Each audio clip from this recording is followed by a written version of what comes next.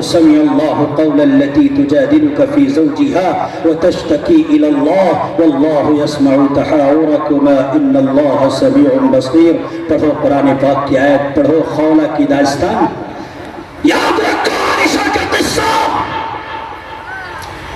ذرا سا درد فکر اور سلہن ہوئی، الزام لگانے والوں نے لگایا. کیسی شرافت رہی ہوگی اماں، تیری ذات کے اندر کی مسلح پر گڑگڑائی ہے. خدا نے فرمایا والطیبات للطیبین والطیبون للطیبات. یاد کرو مریم کو بے شرم ہو کر کہا یا لیتنی مت قبل ھذا وکنت نسیا منسیا.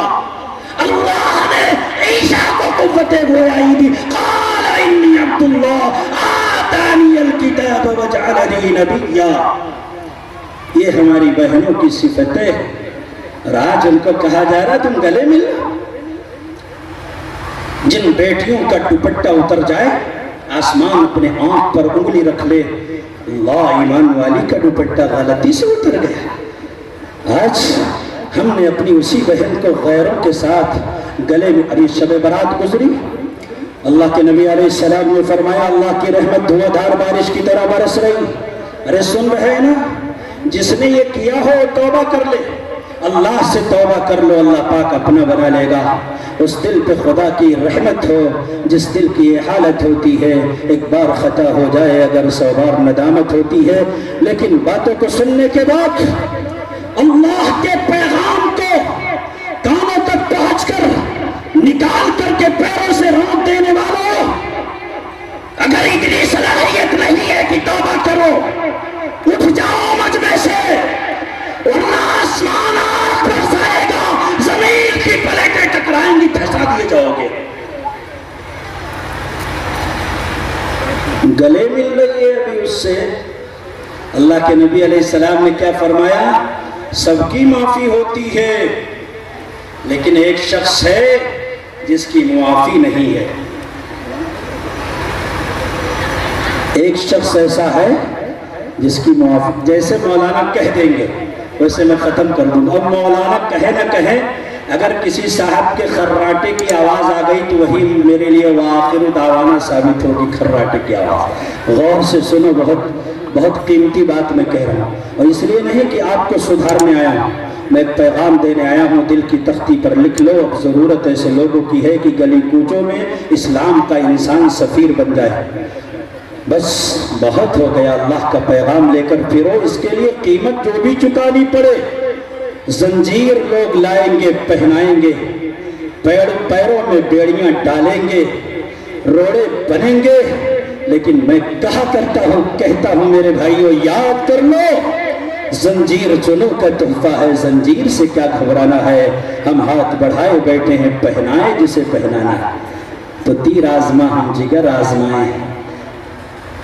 اللہ کے نبی علیہ السلام نے فرمایا ایک شخص ایسا ہے جس کے گناہ کو دھلنے کے لیے شب برات کیا شب قدر بھی کافی نہیں. اللہ اکبر. کون ہے وہ؟ فرمایا گیا دیوس. یا رسول اللہ دیوس کون ہے؟ فرمایا دیوس وہ ہے جو اپنی مستورات، جو گھر کی محرم عورتیں ہیں، ان کے لیے بے حیائی کی بات کو دیکھے اور گوارا کر لے. دیکھتا ہے میری بیٹی کسی کے ساتھ بائک پر بیٹھ کر گھومنے گئی، کار میں بیٹھ کر شاپنگ کرنے گئی، میری بیٹی میرے سامنے کسی سے گلے مل رہی ہے، تالیاں بجا رہا ہے. سبحان اللہ. نبی نے فرمایا دیوس ہے، شب برات میں بھی اس کو معافی نہیں ملنے والی. اچھا اس کو گلے سے تو لگا لیا ابھی انکل نے. ہائے کتنے پیارے الفاظ اپنی برائیوں کو چھپانے کے لیے ہمارے یہاں وجود میں آتے ہیں. وارڈ برتھ ڈے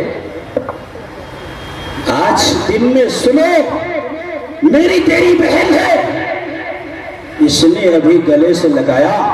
بالغ لڑکی تھی، رات میں جب سویا نا تو سوتے وقت وہ اسی کا چہرہ اپنے دماغ میں لاتا ہے.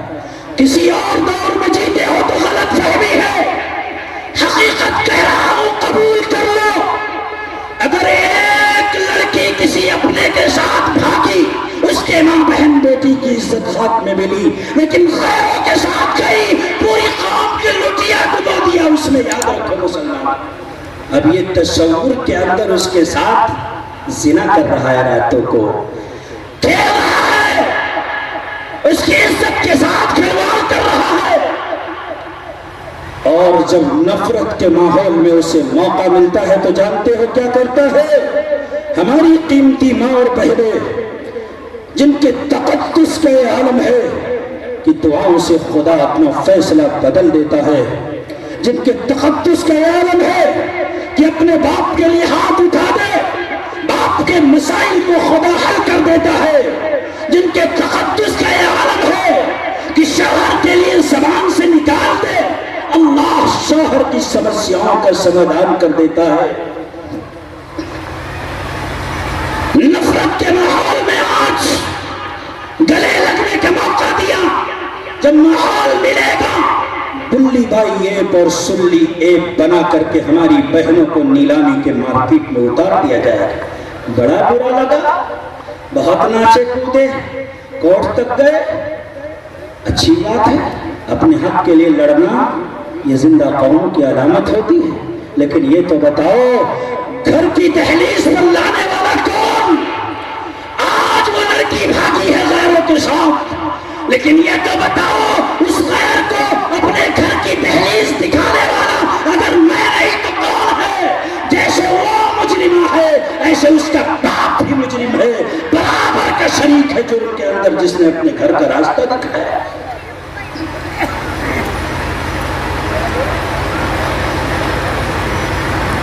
تو مسلمانوں، اب انشاءاللہ اس برتھ ڈے کی تہذیب کی لعنت سے توبہ کریں گے، نہیں کریں گے؟ مرد بھی کریں گے، عورتیں بھی کریں گے انشاءاللہ۔ کیوں؟ نتائج بڑے خطرناک آ رہے ہیں، نتائج بہت خطرناک آ رہے ہیں، اتنے خطرناک کہ اگر آنکھوں سے دیکھنا بھی چاہیں تو ہمارا دل کی کرچیاں ہو جائیں گی، آنکھوں سے دیکھ کر کے ہم برداشت نہیں کر سکتے۔ تو پیغمبر نے فرمایا تھا کہ جب تمہارے جوان، تمہارے جو مرد ہیں نا، وہ فسق و فجور کی لعنت میں مبتلا ہو جائیں، اور فسق و فجور اس قدر انہیں اچھی لگے کہ ان کی کوئی رات بغیر گناہ کے نہ گزرے، بغیر اللہ کی نافرمانی کے نہ گزرے، انٹرنیٹ کی دنیا سے دل ایسے بہلائیں اور کہیں کہ بھائی اس میں اچھائیاں بھی ہیں، برائیاں بھی ہیں، اپنے اوپر ہے۔ میں کہتا ہوں کہ کوئی انسان اپنے بچے کو تیز دھاری دار چاقو دے کر یہ نہیں سوچتا کہ اس کے اپنے اوپر ہے، نادان ہے، سمجھتا ہے کہ اپنا ہاتھ کاٹ لے گا، لیکن ہم یہ گوارا کر رہے ہیں۔ میں بہت بند لفظوں میں کہوں گا کہ یہ انٹرنیٹ کی گندی دنیا انسان کے حیا کا جنازہ نکال کر رکھ چکی ہے مسلمانوں، اس لیے بہت کچھ ہے اس پر توبہ کرنے کی ضرورت ہے۔ فرمایا اور اذا، اللہ کے نبی نے فرمایا کیا حالت ہوگی تمہاری جب تمہارے جوان فسق و فجور کی لعنت میں مبتلا، اور تمہاری جو عورتیں ہیں نا وہ بھی حد سے تجاوز کر جائے۔ مرد تو بگڑتا ہے ہر دور میں کیونکہ حیا نہیں ہوتی، عورتوں میں حیا زیادہ ہوتی، اگر عورت بگڑ جائے تو پھر بڑا معاملہ خطرناک ہوتا ہے۔ تو مرد تو بگڑے، انٹرنیٹ کی دنیا سے دل بہلایا، گندگی سے لت پت ہوئے، منشیات کے اتنے قریب گئے کہ انہیں نہ صبح کا ہوش ہے نہ شام کا ہوش ہے۔ انہوں نے موبائل کو نشے کی طرح اپنے اوپر ایسا سوار کیا کہ نہ نماز کا پتہ نہ روزے کا پتہ۔ عورتیں بھی اس میدان میں کسی سے کم نہیں ہے، بے پردگی کی دنیا میں سب سے آگے، اولاً تو پردہ کرنے کو تیار نہیں۔ 50% لڑکیوں کے غیروں کے ساتھ ناجائز تعلقات، اللہ اکبر۔ غیروں کے یہاں اگر یہ ہو تو ان کے یہاں کوئی رہنما ہدایات نہیں ہے۔ تمہارے یہاں تو کسی نامحرم سے بات کرنا بھی جائز نہیں ہے، پھر یہ غیروں کے ساتھ تعلقات، موبائل پر گفتگو، یہ تو تعجب خیز بات ہے اس سے زیادہ تعجب خیز بات یہ ہے، شوہر کو سعودیہ بھیج دیا، دبئی بھیج دیا، لندن بھیج دیا، کماتے کماتے اس کی پشت خم ہو گئی، اس کی پیٹھ اور کمر جھک گئی۔ شوہر خوش کرنے کے لیے اپنی بیوی کو 3 سال تک اپنے آبائی وطن، جس کو وطن معلوف کہا گیا، باہر ہے، اور یہاں میڈم تم چھرے اڑا رہا ہے، اس محسن کو دھوکہ دے رہی ہے، اپنے اس شوہر کو دھوکہ دے رہی ہے۔ شوہر پیسے بھیجے اور یہ پیسہ اپنے اس بوائے فرینڈ پر لٹا رہی ہے، جس کے ساتھ شادی کے بعد اس کے ساتھ ناجائز تعلقات۔ اللہ اکبر، کتنا بڑا گناہ! تصور کیا اتنے خطرناک حالات!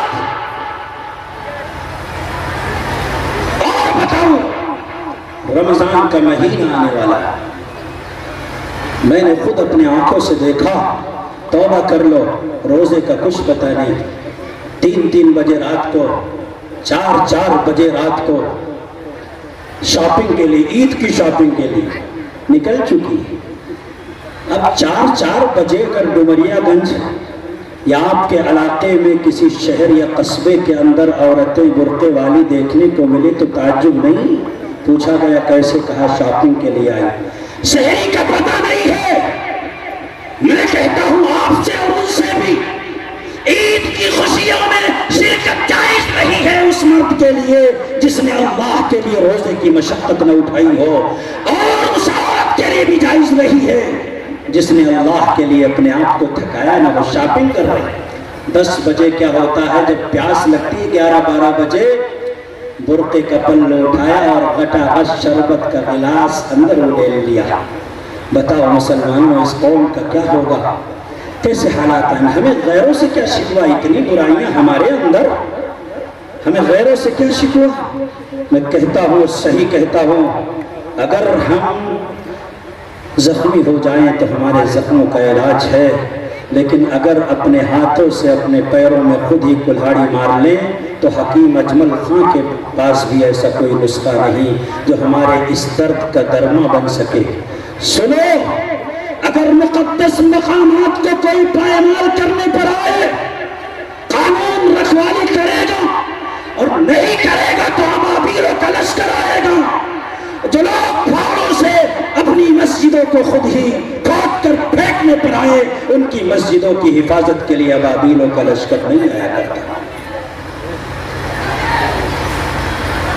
برقعے کی پابندی نہیں، گھر سے نکلنے کی اجازت نہیں تھی، برقعے کی پابندی نہیں ہے اگر مجبوراً جائیں، اور برقع بھی کون سا والا جس کو کوئی پردہ کہی نہیں سکتا۔ اس کے علاوہ ایک اور خطرناک بات دیکھنے کو مل رہی ہے، تم سمجھتے ہو جائز ہے، ہمارا معاشرہ سمجھتا ہے جائز ہے، میں کہتا ہوں حرام اور ناجائز ہے، بلکہ بدکاری سے بھی زیادہ زہر ہے اس معاشرے کے اندر۔ بائک پر بیٹھی ہوئی، ٹھیک ہے تمہارا شوہر ہے، کیا ضرورت ہے تمہیں چمٹنے کی؟ چمٹنے کی کیا ضرورت ہے؟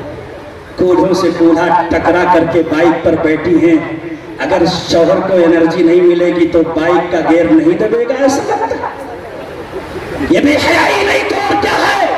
ٹھیک ہے تیرا شوہر ہے، تیرے ساتھ اس کے تعلقات بھی جائز ہے، لیکن جو باتیں پردے کی ہیں اسے سر راہ چوکی کی بات چوکے پر لانا تو جائز نہیں ہے نا۔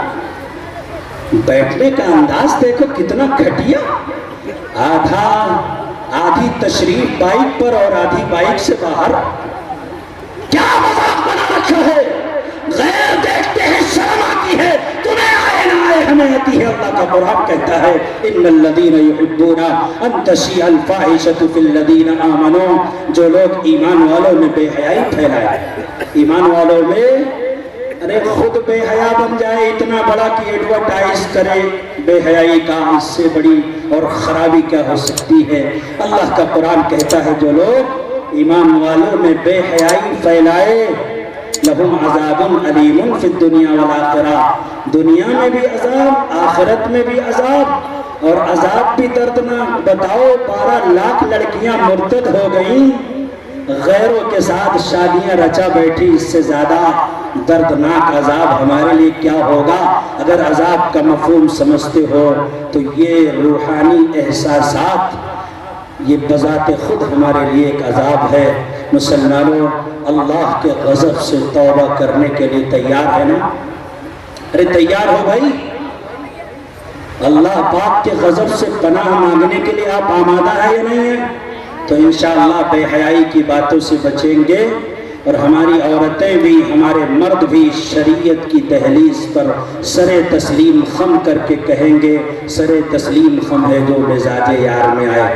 ایسا کرو گے نا انشاءاللہ یہاں سے وہاں تک؟ سبحان اللہ۔ اٹھے ہوئے ان ہاتھوں کو دیکھ کر کے میرا دل یہ کہتا ہے کہ دنیا طاغوت کی کفریہ طاقتوں کی نگاہ میں نگاہ ڈال کر میں کہوں تو پکارے گا تو اے صحن حرم آئیں گے، تو پکارے گا تو اے صحن حرم آئیں گے، ابابیلوں کے انداز میں ہم آئیں گے، لے کے ہم آئیں گے ہاتھوں میں صداقت کا علم، یہ الگ بات کی تعداد میں کم آئیں گے۔